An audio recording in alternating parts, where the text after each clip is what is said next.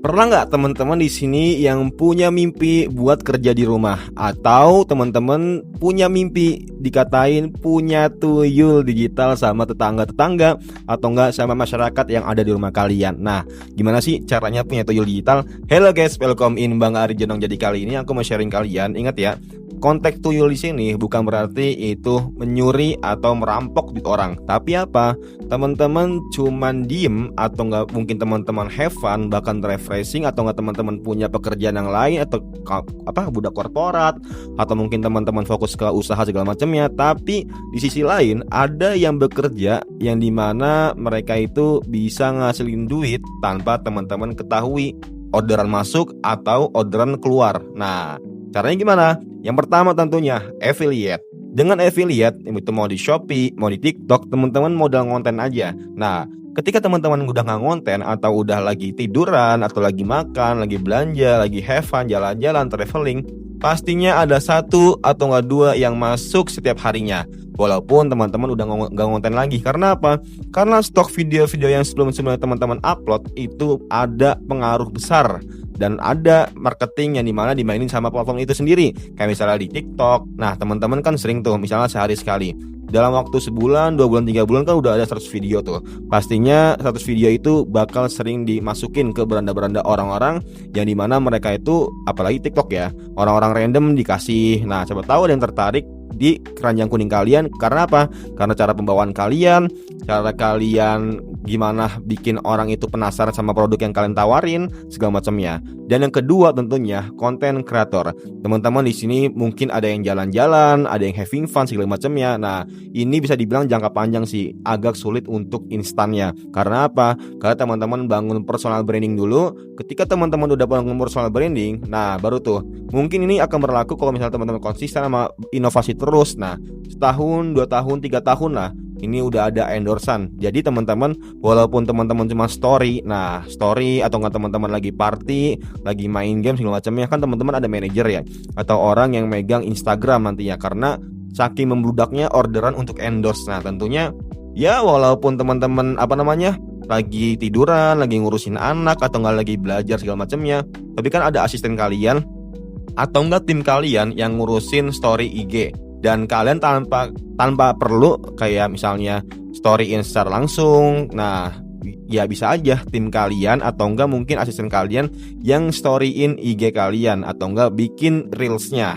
Dan ini mungkin ya guys ya, butuh waktu juga, enggak sama kayak affiliate. Kalau affiliate kan paling kalau teman-teman konsisten 3-6 bulan itu udah berbuah hasil lah, walaupun 1, 2, 3 orderan per harinya. Yang ketiga tentunya jualan produk digital. Tentunya di sekarang itu seperti longling.id itu udah pasti guys ya.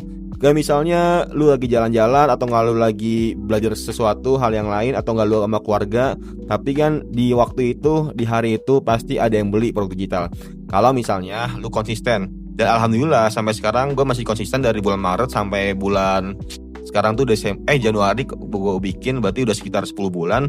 Dan alhamdulillah setiap harinya pasti ada, walaupun minimal 2 atau nggak 3, tapi walaupun gue lagi ngurusin hal yang lain atau pekerjaan yang lain, ya udah, gue udah bahasanya kalau misalnya gue udah nggak ngonten juga setiap harinya, ya tetap aja stok video-video gue sebelumnya itu pasti akan keangkat sama TikTok.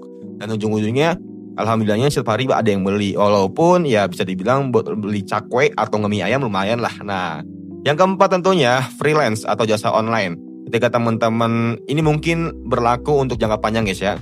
Ketika teman-teman udah ngebangun tim, udah ngebangun komunitas, atau teman-teman ngebangun agensi, nah teman-teman udah mulai tuh mendelegasikan ke orang-orang yang dimana ketika lu ada tawaran nih ngasih ke lu 100 juta, nah lu tawarin ke orang yang bisa ngerjainnya, ya tawarin aja yang 40%-nya.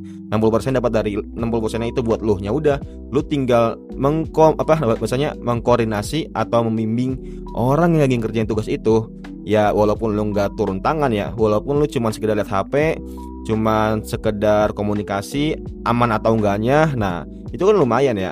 Secara nggak langsung, tanpa lu kerjain, tanpa lu pusing-pusing segala macamnya, nah lu akan dapat, ya bisa dibilang cuan lah, walaupun gak banyak guys ya. Dan yang terakhir tentunya, ini yang jarang ditemuin zaman sekarang guys ya, karena semua orang udah punya brandnya sendiri, yaitu reseller atau dropshipper online. Tentunya Zaman sekarang pastinya banyak orang yang dimana itu pede banget buat bangun nge-brand sendiri tanpa belajar cara gimana masarinnya. Makanya kalau misalnya teman-teman mau belajar marketing atau nggak belajar cara masarinnya gimana, nah coba teman-teman belajar dari dropshipper dulu atau reseller dulu. Teman-teman mungkin beli produk di orang lain yang sekiranya itu produk orang pertama, teman-teman stok di rumah atau nggak di gudang kalian.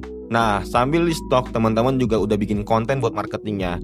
Dan ya, daripada teman-teman bikin brand sendiri tapi belum ada marketingnya, belum jelas, belum nyusun analisis SWOT-nya segala macamnya. Nah, lebih baik teman-teman ya belajar sambil ngejualin produk orang lain. Biar apa? Biar teman-teman tahu, wah ternyata kayak gini ya cara ngatur keuangannya. Wah, ternyata kayak gini ya cara kita merespon pelanggan yang kurang baik, yang kurang semena-mena sama kita, yang menganggap kita itu masih toko kecil segala macamnya. Nah, jadi teman-teman tuh udah ngerasain pahitnya dulu gitu. Walaupun nanti ketika teman-teman punya brand baru, teman-teman ngerasain pahitnya lagi, tapi nggak apa. Ya teman-teman udah pernah ngerasain gitu dan nggak terlalu sakit hati kalau misalnya dihujat, dikatain masih brand kecil segala macamnya. Mungkin itu ya guys ya, cara biar teman-teman punya tuyul online atau tuyul digital. Mungkin ini nggak berlaku untuk semua orang, tapi kalau misalnya salah satunya itu ada di diri teman-teman, nah semoga bermanfaat and see you next time, bye.